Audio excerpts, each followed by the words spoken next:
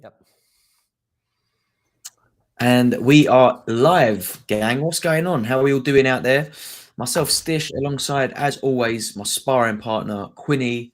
We are live in the building for episode 83, Quinny, of the End Product podcast. And as always, Quinny, let's kick things off, mate. How have you been? And have you got any End Product to report from the weekend just gone? I'm good, sissy boy. I had a bit of a busy weekend myself. I think I ended up getting some thresholds, and I had this. So I had Celtic were big favourites of the weekend. I had high hopes of kind of conquering it all, but unfortunately, Kyogo kind of let us all down a bit again. And I had the whole Palma missing penalties and all that Yeah, caper having a wee knock-on effect. So not much for me, mate. Just a little bit of threshold. It was more kind of rivals actions, trying to get win streaks, trying to get what do we call the box? Reward boxes, trying to get all that stuff kind of unlocked. So that was more kind of, just thinking there coming into the beginning of the podcast. Yeah, that was the main thing I was kind of focused on last weekend. The midweek's been pretty special, but we've had a wee bit of Premier League and La Liga like Tuesday, Wednesday night there. Obviously, we're recording on Thursday. So kind of feels like an extra long weekend in a yeah. roundabout way because I've had some good scores in the midweek as well. How about yourself?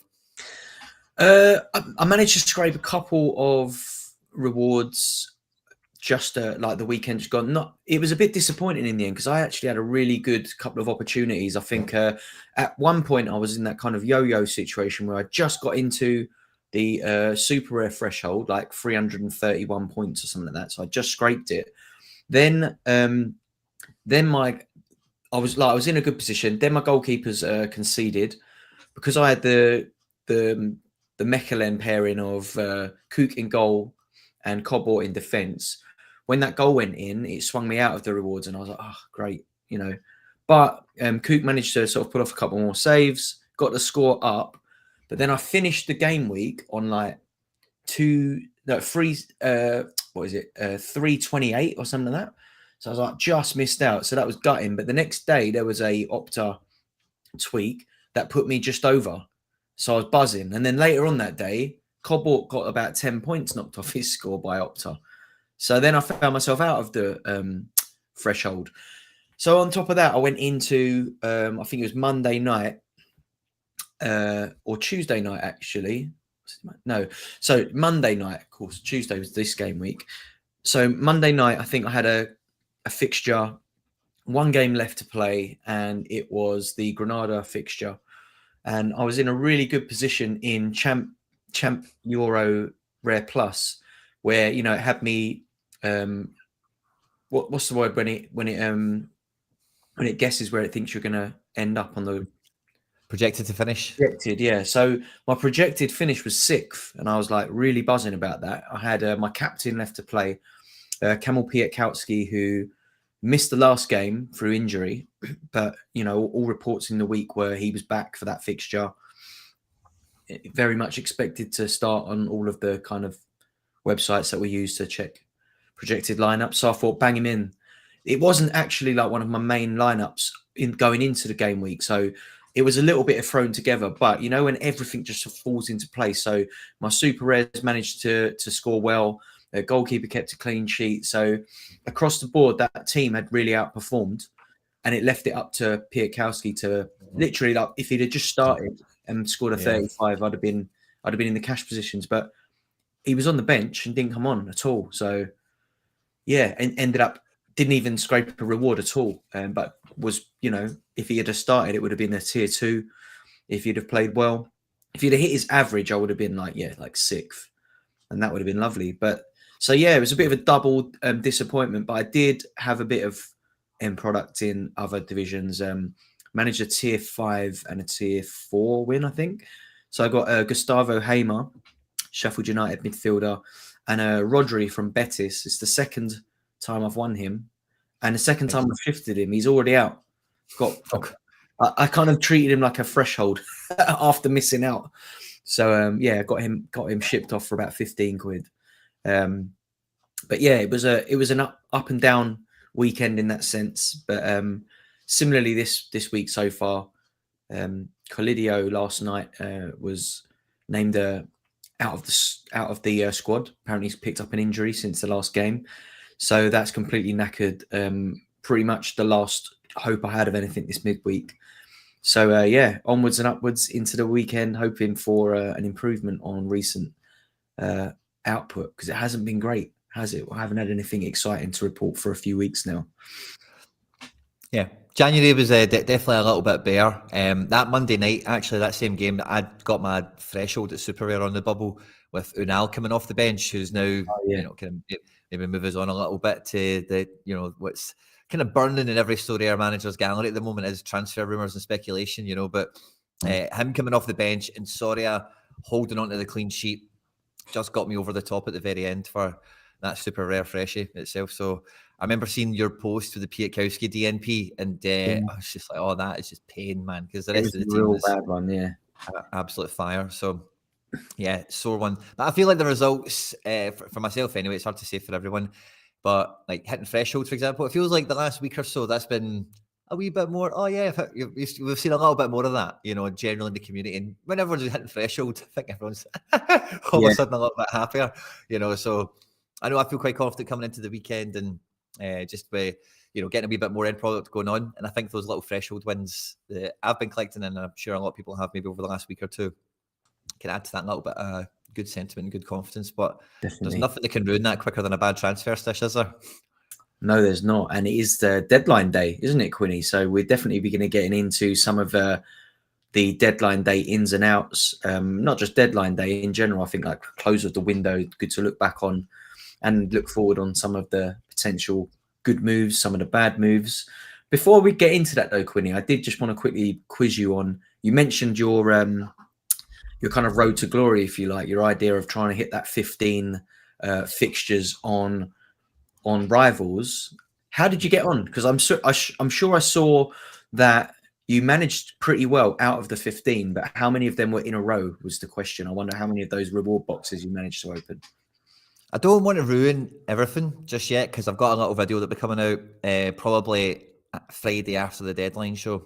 So I don't want to spoil anything, but over the weekend, I think I ended up entering like 17 games, and I think I lost like 3 or something like that. So you know, where the losses came, how the losses came about, some of the wins I got, like hardcoring it through the weekend, like honestly, like I came up against so many different scenarios in so many of the matches, ones I was watching, ones that I maybe caught the second half of, or ones that I started watching, but then your own life, you've got to do stuff as well. You can't watch everything concurrently. Or then some that I wasn't going to be watching, but I had a good insight into, and you know, just how the games develop, injuries, red cards, guys sucking, you know, guys kicking off, the cards you've got, the cards the other guys got, and the kind of psychology and the strategy that goes into some of these matches. It was like a really good weekend for it. I did a few bits of it live, so there's plenty of content that people want to check it out and stuff like that at the moment. But I've got a nice little kind of synopsis video almost of the full weekend that'll be coming out on probably Friday. So I didn't hit the I don't mind giving you a little tiny spoiler. I also never got 15 in a row. If you do the maths, that's probably not groundbreaking for anyone listening to that. But by golly, by the way, super close, super close. So, well, we'll be keeping an eye out for that bit of content then. That'll be an interesting watch. Do you know what else as well, actually, I will mention is, Quinny, we spoke about this off air and I didn't even mention it to you before. But, you know, you mentioned to me, it's like, oh, you should get the live going on YouTube and X and all the places. Anyway, first time I've managed to get live on YouTube as well. So there's a couple of people watching along on YouTube.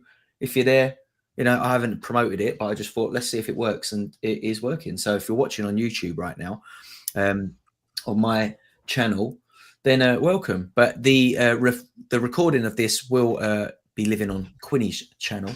So if you're listening via anywhere else in the future right now, and you want to watch it back or refer back to anything, make sure that you are following Quinny 3001 on YouTube. That's where the recordings will live. But yeah, got it up and running, Quinny. But next stop, it will be X. Before you know it, we'll be live on TikTok, and we'll be celebrities in no time, mate. That's the plan. World dominance. Here, there, and everywhere. That's it. That's it, mate. Yeah, cool. So looking forward to that bit of content. That'll be really interesting to watch back. As we were about to jump in, we kind of touched on deadline day. Quinny, And I know that you've had your eye on a particular transfer. You kind of touched on it there. Bit of deadline day activity for yourself. How's the window fared your gallery, and what are you expecting to get out of it moving forward?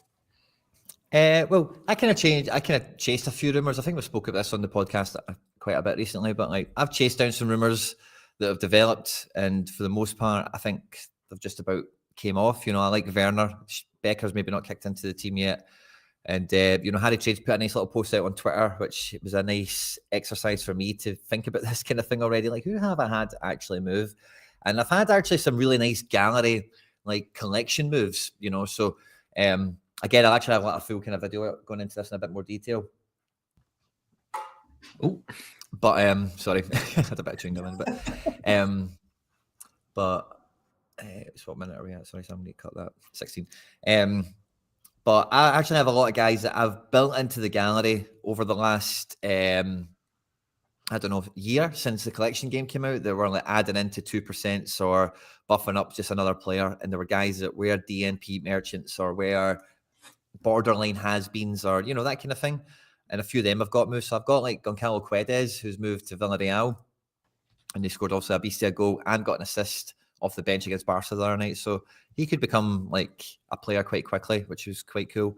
I've had a guy move to China. I think we spoke about that last week, didn't we? Yep. Thiago Andrade, so that could be just amazing. He could just be game breaker there potentially, So a bit early to tell, but so far I don't think anything's really damaged me as much as I've had a few wee guys come out of the woodwork that might become handy. Angelino moving to Roma got me quite excited yesterday as well, because that could be good if he gets some set pieces. 100%. I like that one. I've been kind of keeping an eye on it. I haven't been sort of jumping in and out of the market. I've been really trying to stay as sensible and not as reactionary in the market. Not just recently, but just in general for the last maybe 6 months or so, because I think I've got my gallery to the place that I had always kind of hoped to get it to. So now it's more about trying to sort of trim the fat more, and making sure. I think once a bit more will become apparent, once all of the American divisions and the Asian divisions open back up again. Ian Sorare saying Cherki to Fulham, most interesting. I mean, is that? I haven't seen much of that one myself personally, but I mean, as a holder of Cherki, would I like to see him at Fulham? I don't think it's a bad move, because I think that he starts probably most games, if not, I think he's been in and out at Lyon, hasn't he? Lyon have been poor this season.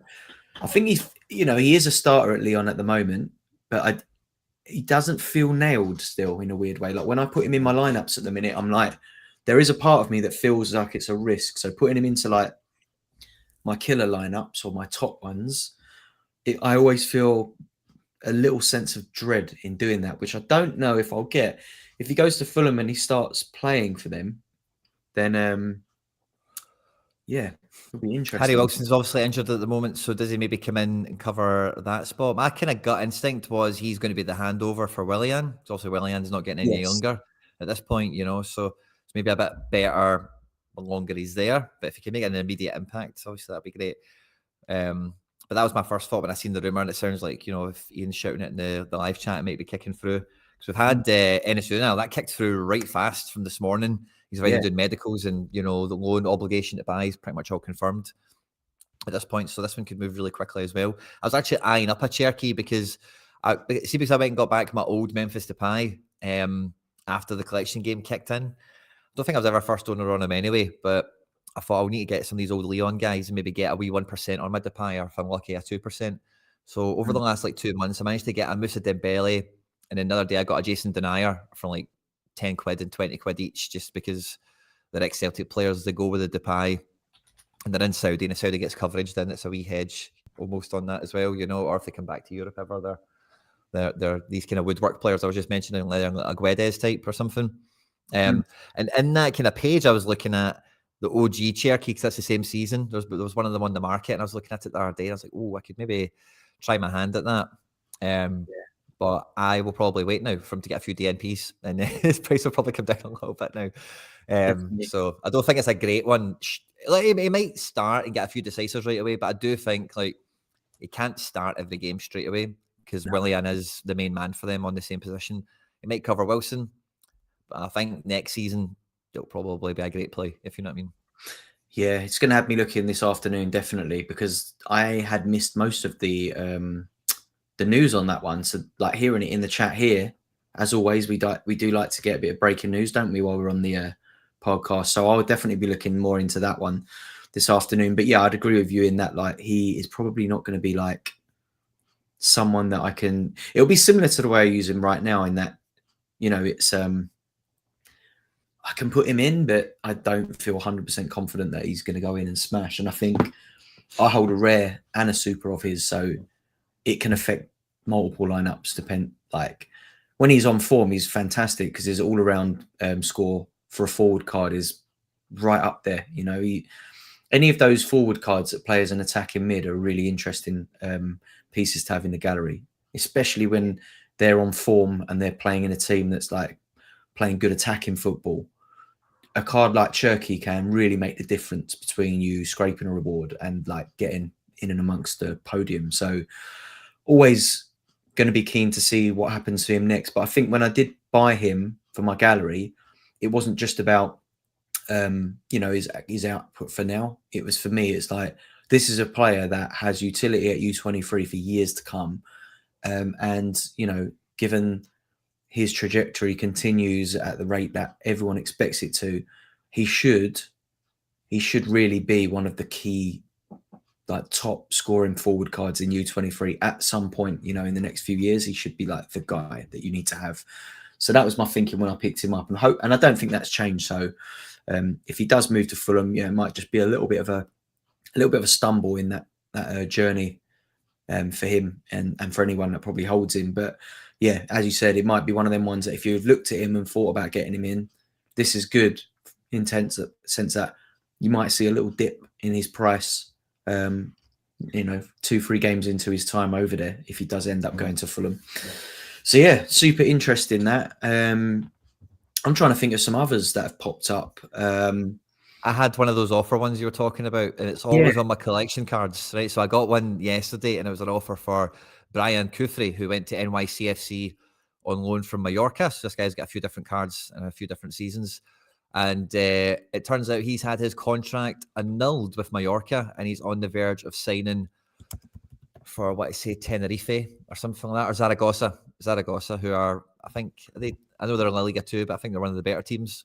Yeah. So a good, you know, getting a good defender in La Liga 2 out of nowhere could be useful. Not something I'm really going to sell or recommend people run and buy into necessarily.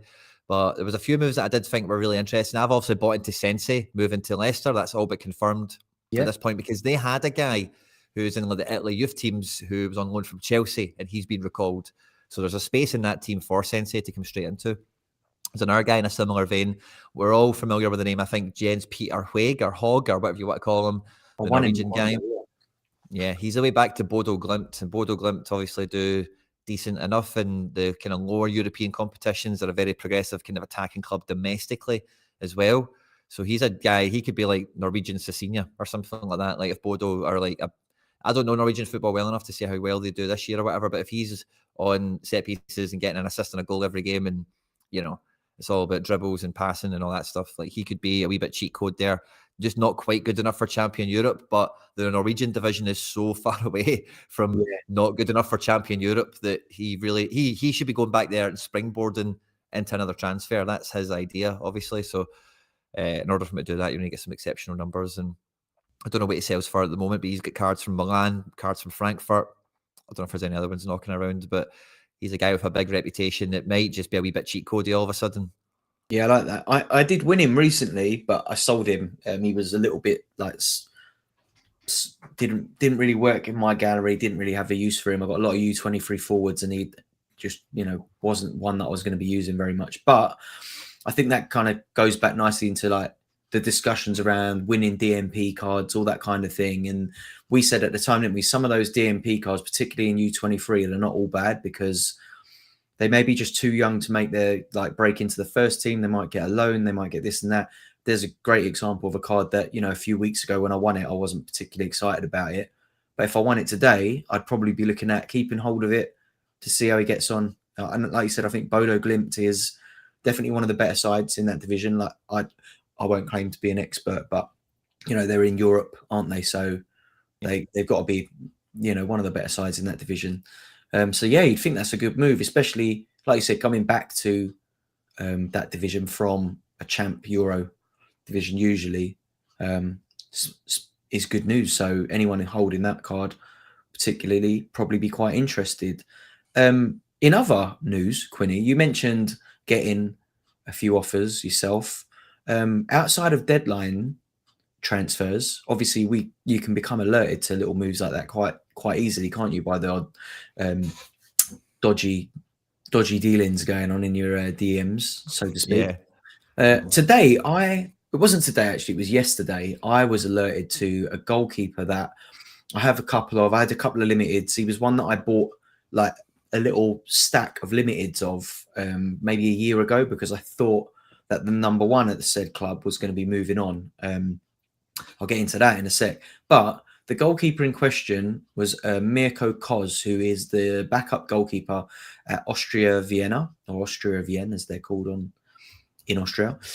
And the reason I picked him up maybe a year or so ago was when Neuer got injured, there was some rumours floating about that Christian Fruchtel might end up becoming the next, Bayern. They ended up getting Sommer in, but there was a few whispers that it might have been him because he, he's ex-Bayern academy graduate, etc. So I thought, let me just pick up a couple of this cheap goalkeeper, because if he does go, then this guy is next in. While everyone's looking at Fruchtel, maybe I should be looking at the backup. Picked a few of them up, including a super rare and a few limiteds. And I've had a little bit of use out of him, but yeah, I got a really bad offer in for the super the other day, and I thought that's strange. What a strange player to get an offer for. And then yeah, lo and behold, go onto Twitter and searched up Christian Fruchtel, because I knew it wouldn't be about him. I searched up Fruchtel and then searched up Koz, but yeah, Fruchtel apparently he's picked up a knee injury in training and he's expected to be out between 4 and 6 weeks. So I've got a super rare. He has an L15 of 0, so he's going to be really useful, at least for one game week in the cap mode. So some of the offers I got weren't that great. Someone was trying to get him for 3 times his rare floor price, which is about 60 quid. So the 180 quid, my justification of turning that away was that I think he could probably help me win 3 thresholds in that 4 to 6 weeks. Looking at the fixtures he's got a couple of easy home fixtures in a team that are playing quite well at the minute. He won't hopefully have to save too many shots. So just clean sheets, like we said on here before, if you're looking at cap 240, a clean sheet and a goal in there somewhere, and then the rest of the players just kind of starting and having a below average game will just about get you there. So I can't justify letting a super rare goalkeeper option who plays, even if it is just for 6 weeks. I'm not letting that goalkeeper go for less than maybe 5 thresholds, 4 thresholds. So yeah, that was it. I was like, I might be tempted to let it go for like 3, 4 thresholds, but not like 3 times his rare floor. Not for me, even in the short term. But yeah, that was an interesting one, like a non-transfer related. But there has been a few weird bits of injury news come through. Another one that I've found out today when I was putting my lineup together was that Sancho has pulled a muscle in his thigh apparently, and is expected to be out for a few weeks now. So not going to get any use out of him this weekend. He can't get a run of luck, that guy, can he? No, not at all. I was going to say, Gio Reyna has just left in one of the January moves. He's away on loan, I think, to Nottingham Forest. And another wonder kid who's also went to Bodo Glimt is Hakon Evjen. So there's a wee... Oh, wow. Evgen's a card that a lot of people have fancied to kick on for a while. So he's at Bodo as well. I've just been scrolling through the transfers tab and looking for all the kind of Sorare ones that have been moderately interested, while we went through this. But yeah, injuries as well. Like that is kind of what you're... That's kind of decimated my gallery more than transfers this window. Has been injuries. It feels like it's either always my forwards or all my defenders, but It's always a huge clutch of a position just done for 3 to 4 weeks. And it's all the same kind of prognosis. One's got a shoulder, one's got a knee, one's done a hammy, one's got a bang or whatever, you know. Yeah. So I'm feeling a bit of injury pain. And honestly, I think this has been a recurring theme in some of the group chats I'm in, certainly anyway. But post Qatar World Cup, the injuries this season have been wild. Like, Yeah. and it's not even like it's not like they're all muscle ones or they're all this or they're all that, but it's just like you can see the load of the schedule for the last like 4 years is really just killing everyone now at this point. It feels like, you know, it's so hard for full squads to stay at it for the most part. You know, some squads are fine, but so many squads are hit with this.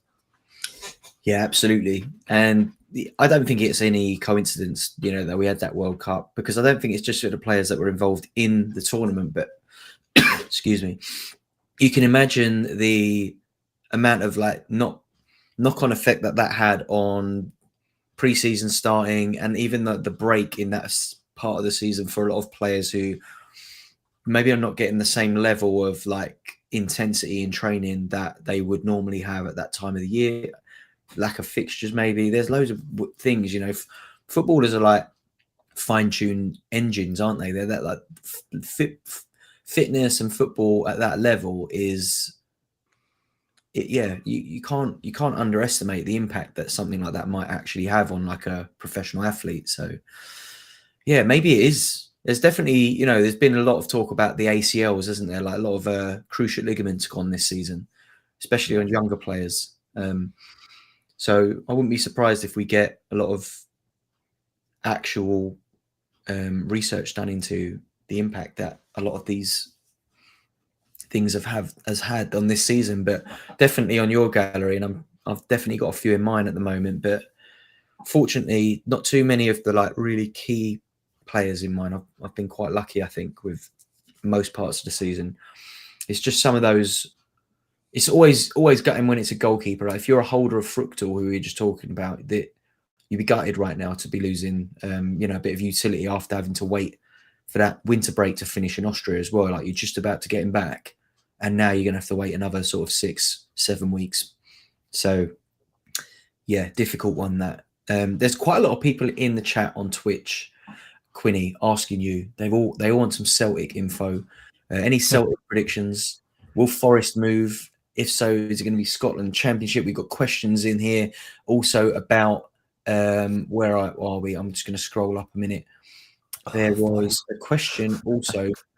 How do you think Turnbull could get on if he moves to Cardiff? So you've got a few Celtic-based questions here. Okay, so I think Turnbull, I got a Turnbull at some point this season when he was really cheap, when it felt like Rodgers was going to be playing him. And I'm kind of happy he's moving to Cardiff. I think the Championship will suit him. I don't know. I just went to look at the Cardiff team and pulled up Turnbull for some reason. I don't know if there's a space for him to walk into necessarily, if that makes sense. I know Harry's a Cardiff fan, so I'll get the lowdown from him, I suppose. But yeah, 3-5-2 the last game, 4-3-3 the game before that. The thing with Turnbull is he's not a high energy player, so he really needs to be. Yeah, it's a bit of 4-2-3-1 maybe in this team as well. They really need to have him in attacking mid in a 4-2-3-1, high energy wingers, 2 good defensive mids, and a decent striker. So you kind of need around him. And he can do really well if that's the system you're going to play, you know. But if you're going to play a 3-man box-to-box midfield, he's never going to be any use to anyone. So depends how Cardiff kind of play, really. Forest, I think, stays in Scotland. It's hard to imagine. I think Forest will want to go to England because you can get a similar pay packet probably to what he gets in Celtic. But I don't know who in England would really take him, but we'll see how it goes. But Forest, I would be, like, if you have a Forest already, it's just kind of like hold on to him and see where he goes. But I would be running out to get a James Forrest. Mikey Johnson going to West Brom could be handy. But like we've all seen with moves to the Championship, like they're not always amazing because there's so many games. Form of players can be so spotty. Managers can change as well at that level quite freely. So it's not always as great a move, it's depending on what's going on, that we always think the Championship. So Mikey Johnson, like, probably is better. He's at West Brom than Celtic for SO5 reasons, I guess. But I would rather have seen him go to, you know, Hibs. Yeah. I think we always get a little bit overexcited, don't we, with a Championship move, because you think of those extra fixtures, especially the midweeks.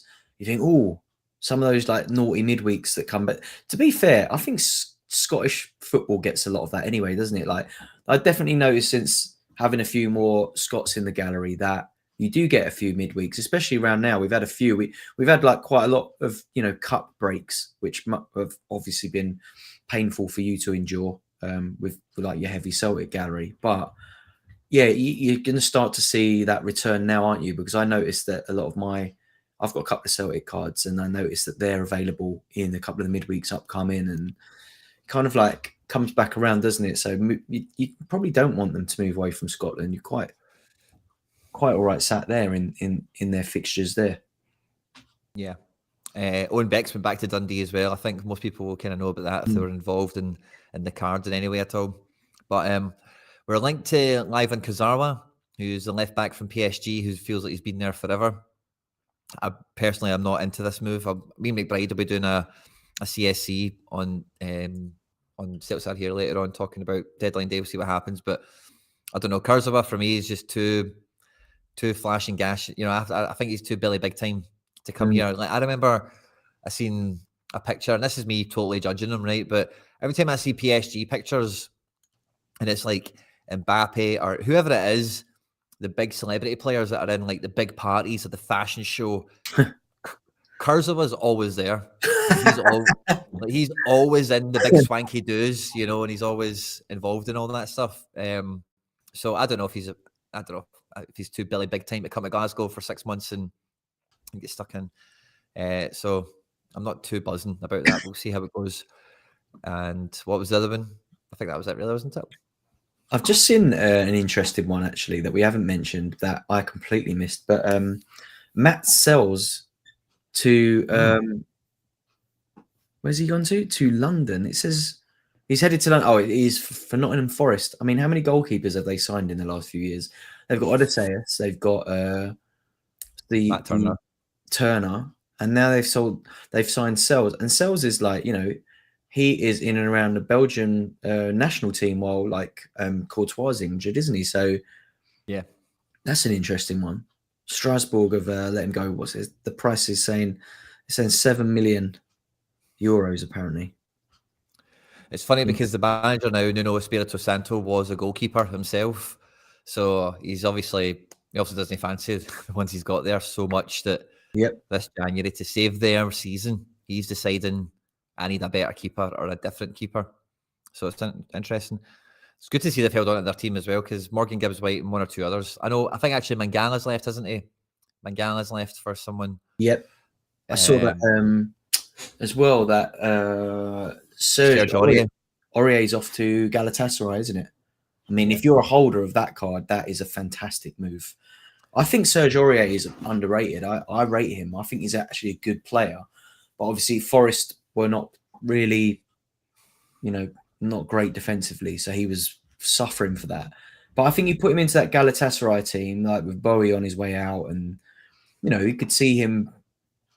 I think you'll put up big scores over there. I remember looking at Serge Aurier's unique in maybe, I don't know if we talked about it on the podcast, but his unique was on sale at one point. And I thought, I can't remember what the price was, but I remember looking at it thinking, that's a good card for that money. But, he's at Forest, and how good is it actually? Probably, it's probably not that good. But you put that Serge Aurier in the Galatasaray team, suddenly that unique's looking pretty tasty. I like that move. Don't know about you, but I think that he'll do really well out there. L1533 at the moment. The rare floor according to Sorare data, 20 quid. Limiteds are 2 quid. But yeah, if he goes there to do the boy role, then there's also real life. He's probably not going to be as good at it, but SO5 wise, he might be better, because he's just a bit, a bit older in the tooth, will make less mistakes, give the ball away a bit less, be a bit more effective in that sense. Yeah, so, yeah, it could be a really good one, mate. I remember you bringing the unique up. Yeah, I don't think it's on the market now, but I haven't looked at it. I don't think it's a card I need. I think my kind of my perspective on things in and around the maybe leveling up my unique options at the minute, not really thinking about it too much. I think I got a bit excited. You and I were talking off air, weren't we, like the other week about what happens when you find yourself in this situation that I'm in, where I look at my gallery and I'm quite happy with where everything is, but I'm a little bit light on my punching power, if you like, at like all-star super rare. I think I've got a really good gallery for playing cat mode, and then probably like bolstering a few teams with a couple of super rares. But then what's left for like all-star is not really punching. It's like, you know, if anything, I'm aiming to maybe win a tier 4 or something like that. And then, you know, what like moving up for me would be making a banging all-star super rare lineup, which can be expensive. But yeah, I think like in terms of like you adding uniques to my gallery, if I am, I think it's just for that, not to compete in the unique yet. I think that feels still quite a far stretch away. I don't know about you, but I feel like the gap between rares and supers isn't too bad right now. But the gap between super and unique is still a little bit out of proportion with what you can win realistically, unless you're going to go and compete against like the Pranksies and YNWAs. And I think it just looks mad. I know Tony, obviously, he's had mixed success, hasn't he? But he hasn't done too badly with his kind of foray into the unique spectrum. But I do like the idea of trying to get that threshold. The problem is the cost of trying to do that and not having any flexibility. And like, I think that the key, most important thing, or like the thing that makes winning those thresholds a lot more obtainable, is having a bit of flex. And to have a bit of flex in unique, you're gonna have to pick up like 2 or 3 in each position. And I can't justify the outlay at the moment, not for players that play every week anyway. I think all scarcities, well, it's the same thing, but it's time, you know, and it's like, so I'm in the same kind of boat as you and maybe a lot of other people now, where you are looking at the next scarcity and thinking like, oh wow, that, you know, like getting rares now all of a sudden isn't as expensive as it was even a couple of months ago, of super rares and whatever else, you know, goes along with that. And if the target is to get the team up and running and capable of being like a well-oiled machine, then yeah, you need to do a lot very quickly and it'll be very expensive, you know. But I think it's all about doing it within your own stride. You know, there's no like, you know, with Sorare developing all the time as well. It is quite. I'm always nervous to fully deep end into a commitment on a strategy like the division for like, you know, doing it all pure Moneyball style and mathematics, totally chop around the gallery, get the optimal goalkeeper and defender combos and go and get all this stuff, and then tune it up to be able to attack this division, so on and so forth, across however many divisions you want to target. Because if the competition format changes ever so slightly, or the players dip or change their outlook or position ever so slightly, then the strategy fails, and then or the strategy needs changed. And I one of the things I like about Sorare is that I can have the stuff, like I'll own them season on season. Yeah. So if the stuff like on the pitch is going against me at the moment, I want to be able to ride that, you know, and just accept that at the moment that isn't going perfect. But ideally, you build the team up so that you can maybe roll with the punches on your primary lineups. But when it comes to moving up into new cards, that pressure to go and get like 9, like you're talking about there, or, you know, we were speaking about this before, like, you know, but like, you know, for one goalkeeper, maybe get 3 defenders, 3 mids, 3 forwards, that kind of formulaic approach, kind of thing. But it, again, like, it doesn't need to be gotten like straight away. Like, you know, like I was doing a gallery review with, I think it was DD Sorare on my members stream. He's won 3 uniques out of kickoff this season. Wow. Yeah, and they're all not that bad. Like, they're tier 4s, right? But, you know, they're not total crud. You know, they're all halfway handy, depending on how patient you can be and all the rest of it. I've also won a U from, or a scarcity up card from a cat mode, you know. So I do think if you are, like, you know, you can use all the game modes that are there. And kickoff gets ragged, and I think whenever I talk about kickoff, people think I'm saying, "Oh, build your strategy around winning in kickoff," but it's more like when you're moving up, you should be using that division as you're transitioning. You've got one super rare with a good game, and you've maybe got some 3 or 4 rares that they're not going to make the big team, but I don't want to put them in training either. And it's like using all the facilities of the game kind of when you're there to try and, like, number one, take a bit of that pressure off the wallet to make the step up, use the game, use the cards, have fun with it, achieve things. And then, as I say, like, I think that it's time as well. People think, oh, if I'm going to do that, I'm doing it now. So how do I achieve it now? Right, well, I better sell these 10 rares and these 5 super rares, or sell all these limiteds. And then within the next week, I will go out and I will buy these 10 rares, these 5 super rares, 4 uniques, whatever it is. And it doesn't, I think when you do it that way, I always just think it's a recipe for disaster most of the time if you rush into it, because the best way to trade in the Sorare market is slowly, really to pick your battles. And really, again, if you're talking, the more expensive the cards are, you really need to wait for them to be in a good position where, like you were talking about the bridge there between super rare and unique, for example. And when I've been hunting around the market, I think there's a few cards that do drop into range now and again that are like, oh, wow, that is actually a very affordable card all of a sudden. And I see the same thing for rares. I see rares that are under 50 quid thinking, wow, that guy could really make a big difference to a lot of galleries under 50 quid, etc. So, I think it's just about pacing yourself ultimately. I don't think the goals really change as soon as you realise that Sorare, there's no deadline on it. There's not going to be a new Sorare out. I know we all kind of know that, but it's easily kind of like just not forgotten, but it just kind of falls into the background, doesn't it?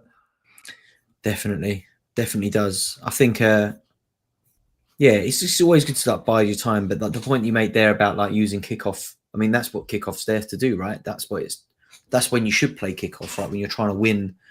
And then it made me think for a minute. Then I thought, obviously, I won one unique earlier this season, didn't I? And that wasn't in kickoff, but it was in cap mode, wasn't it? It was in cap 240.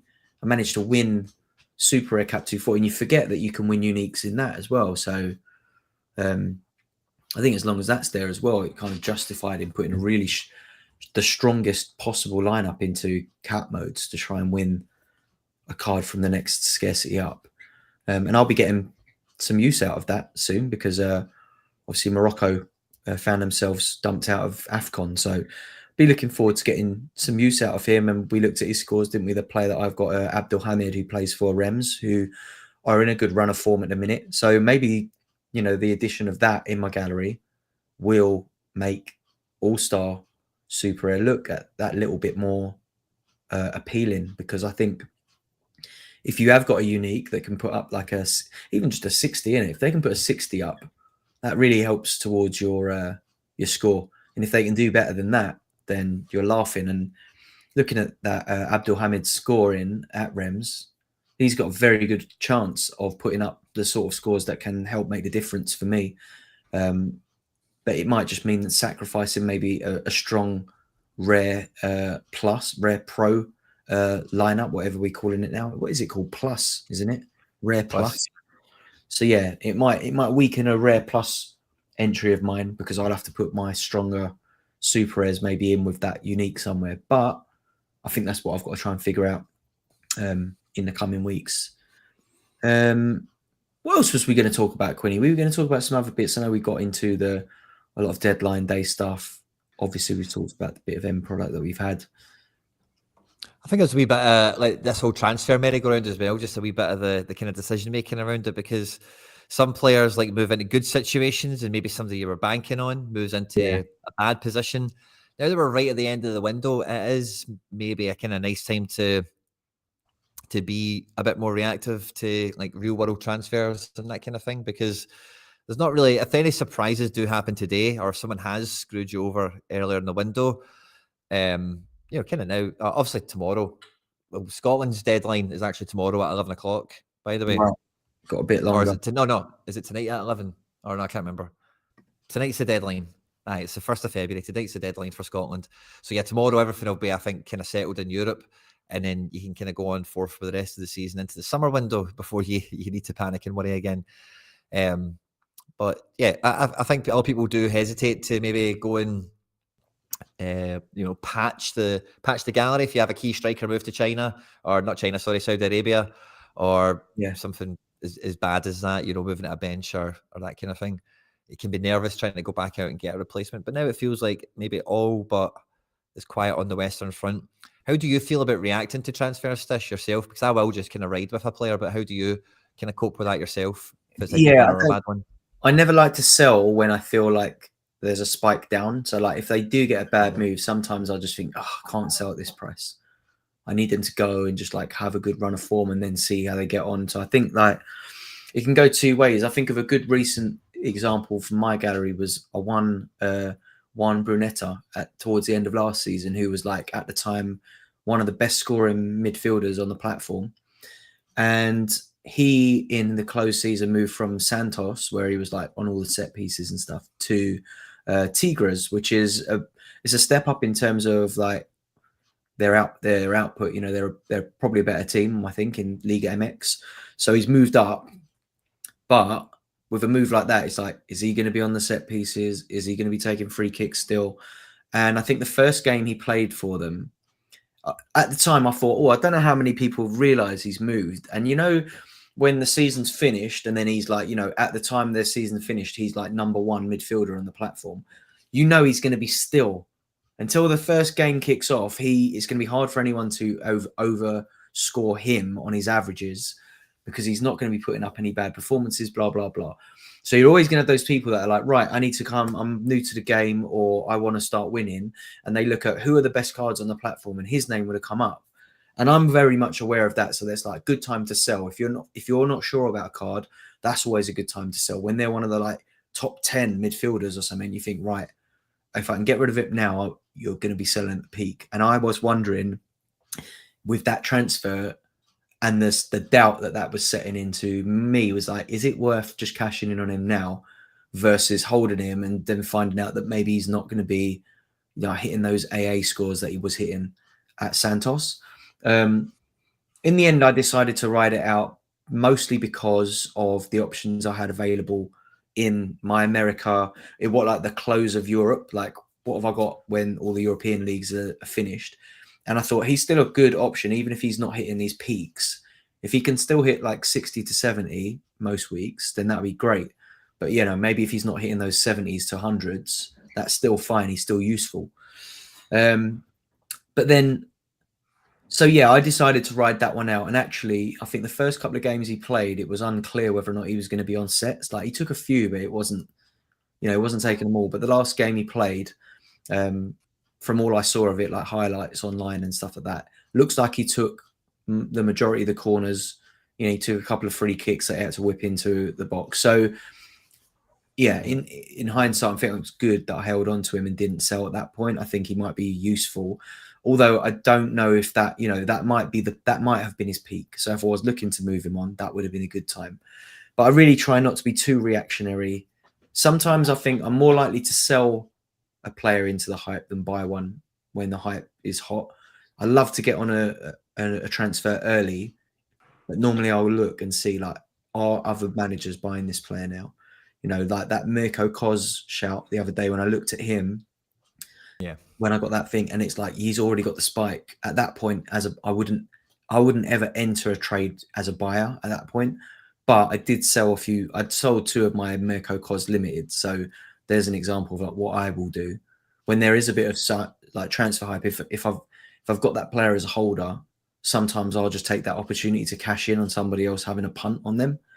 But very rarely now do I jump in on a bit of transfer news. Sometimes I am a bit tempted. You did have me looking at Andrade in the week, and I think, you know, like you said, he could be a game breaker if he goes over there and starts burying goals every game at U23. And it's only a loan as well. He's not there for good. He's out there on loan apparently. So that, you know, maybe not reason to overspend on him, because he's coming back. He's going to get cards again. But for the time that he's in China, yeah, could be an interesting one. So for me, it's like maybe it comes down to price and whether or not I feel I'm getting value for money. I think that Andrade, I think, is at quite a good price if you're looking at him moving to China. If his supply stops for a bit and he starts smashing, then maybe it's worth a buy. But if it's like, you know, I wouldn't be buying. I'm trying to think of a good example of another transfer. Like Serge Aurier we spoke about. I wouldn't be buying Serge Aurier right now. I might wait and see if some of that news cools off and think about it. But yeah, I feel like maybe I've missed the opportunity to like pick him up for a bargain. It's always nice when you feel like you've got a good deal, isn't it? And I think very rarely will you feel like that if you've bought when everyone else is buying. Yeah, I definitely. I love getting a guy like Sensei. I've done it this time. Sensei's a bit jailbait because he's got a horrible injury record. But 50 quid for him. I got Moutinho in the summer for like 20 quid. And, you know, when you get wee guys like that, like 40 quid on Becker, if you can get a good rare that's like slept on value wise, you just think, oh, this move's going to come in. And for me, with some of these guys, I'm just thinking, can I get half a dozen decisives out of them within a month? And then, you know, like Becker, I'll keep. Sensei, I might sell. And I can't remember who the other one was. I named there Moutinho, like whatever. We'll see what shakes out with him. But yeah, it's good getting them when they're nice and cheap. And then it's just kind of like, it's just fun, you know. It's like, oh, I got this guy for nothing, and then whenever you can play him and they hit, you're like, yes, and you know, it's not all doom and gloom. Whereas like with Timo Werner, I went and brought that in off the back of transfer news, which is like quite not a cheap card. Obviously, it's a super as well. And then if you know, it puts added pressure on it because like if it doesn't deliver, you know, it's not just the cost of the card, but it's then the cost of the scores as well. You know, on the or the DNPs or whatever could happen in the worst case scenario of these moves. You know. So it's you want them as cheap as possible so you can enjoy it as much as possible. 100%, definitely.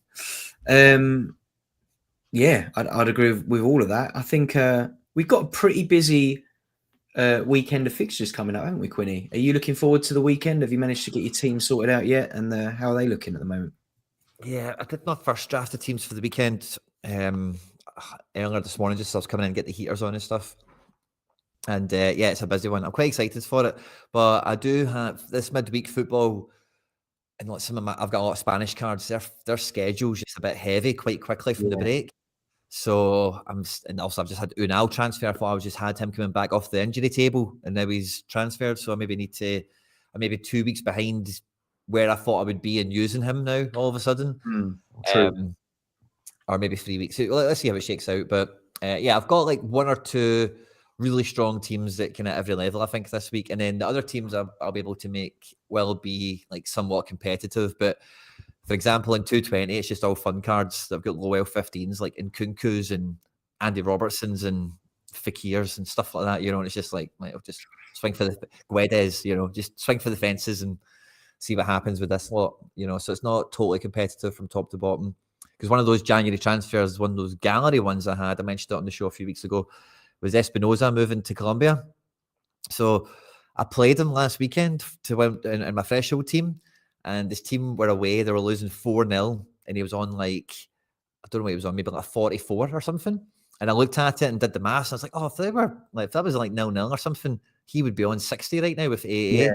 That's the second week in a row I've looked at this guy and thought if he had a clean sheet, he'd be on 60. That's great. And it was late at night, and I was like, oh, I'd love him just to score a goal because he was in my threshold team, and 40 points doesn't really cut it before multiplier. And literally like 5 minutes later, he scored a goal, and the team lost 4-1. I was like, but I was buzzing. So he brought in an 80, or 80 with multiplier. Nice, great.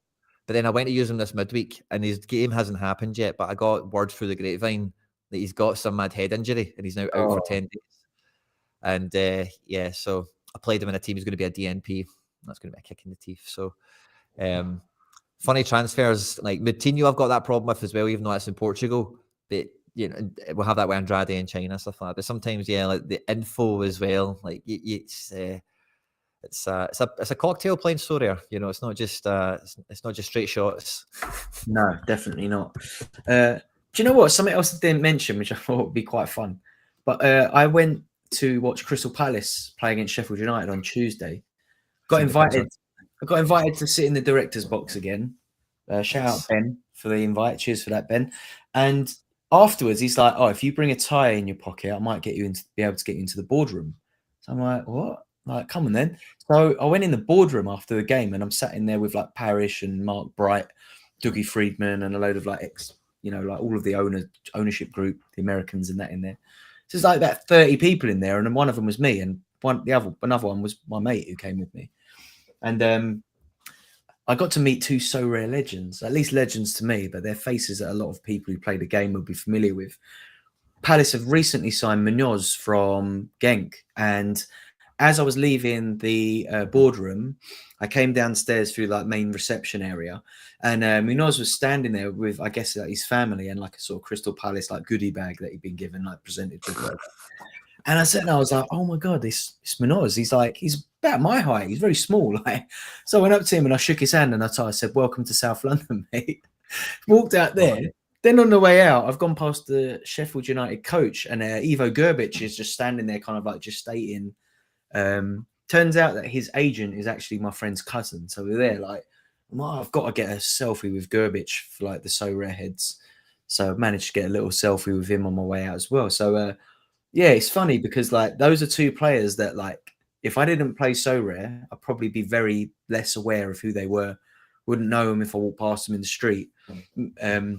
Maybe a bit later down the line once I've seen them on Match of the Day more often, but I'd never have known who these players were if, you know, like they sat on the bench at Atletico or playing in the Belgian league. And yeah, right as rain, there they are. Like, I could have picked them out of a lineup, mate. That it's so funny. You get used to seeing these people's faces on the game all the time, and the minute it's stood in front of you, it's like, I know exactly who that is. So yeah, got to meet two Sorare legends. It's like they live outside of the cards in real life now. I've met them. Gerbic is absolutely enormous as well. I think you know, he looks like a goalkeeper. He's an absolute unit. But yeah, that was mine. But yeah, to get back onto the subject of the game week ahead, I kind of done a little bit of a brief as well. I haven't really got into it, but I think I've had such bad luck with 240 Super the last couple of game weeks that I need that's the first. I'm going to go there and just like try and cement that. I need to get amongst the rewards in that way, even if it's just a threshold. But I think my strongest lineup's going to go in there. I'm not even going to look at Rare Pro lineups until I'm absolutely certain that that's going to be a 350 pointer. I need that threshold in. I feel like I'm shooting myself in the foot, not just nailing that every week at the moment. But yeah, I think that's gonna be my first port of call. But yeah, I'm off to Tottenham for a gig tonight. So if anyone's listening and they're in the Tottenham area, I'll be up there near Tottenham Hale this evening at Archives. So after this, I've got a meeting. Then I've got to go get myself up to Tottenham, gig tonight. So I'll probably be doing my lineups sat in a hotel before. It's amazing that he's still in London. I need to get a hotel. We've got yeah, it's an absolute nightmare getting trains back from that part of London for me. So yeah, I'm gonna be out, but hopefully I'll find some time to have a proper go at the team builder this evening. But yeah, I'm excited for it. Fingers crossed we'll have some end product to report off the back of the weekend, Quinny. And what are your plans for the weekend, mate? I fancy your odds for it. The weekend, I don't think I've got any plans, mate. At this moment in time, I'm very much, you know, deal with what's in front of me. This week, it's been a busy one for sure. Tons of action going on, especially after the weekend with all the rival stuff we've had going on, and then rolling into the week with all this midweek football we've had at night time and stuff. So I've not thought that far ahead, mate. I don't blame you, mate.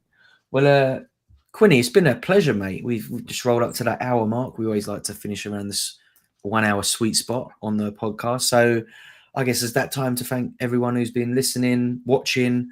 Give us a like, subscribe, follow wherever you're watching. Like I said, we managed to expand into YouTube live territory for the first time this week. So let's see if we can expand further on that in the weeks to come. Thanks to anyone who did pop their head in on YouTube as well. Make sure you're following Quinny on there for the watch back, Quinny 3001, and myself on Twitch for the live recordings on twitch.tv/plastician. And of course, if you didn't know either of those, then you're probably listening via podcasting, Spotify, Apple Music. It's everywhere. Just search for us, End Product, and give us a little rating, a like, subscribe, and a comment. And yeah, we'll be back again next week, won't we, Quinny? Before I have to go away to Asia to a tour for 3 weeks. But yeah, it'd be interesting to see if we can get anything going while I'm out there. End product on the road. That's it, mate. That's it. Well, yeah. Take care, everyone. Good luck in the game week, and we'll catch up again real soon. Nice. Done.